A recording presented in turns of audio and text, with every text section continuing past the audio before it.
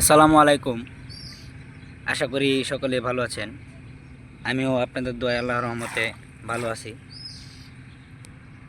আজকে আমার নিজের হাতে গড়া ধান ক্ষেত, ধান খেতে সার দিলাম। এটা হচ্ছে আমার ধান ক্ষেত।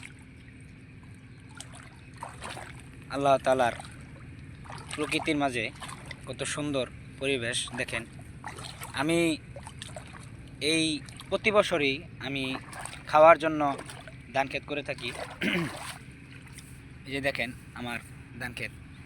ইতিমধ্যে আমি প্রায় 2 বিঘার মতো ধান ক্ষেত করছি।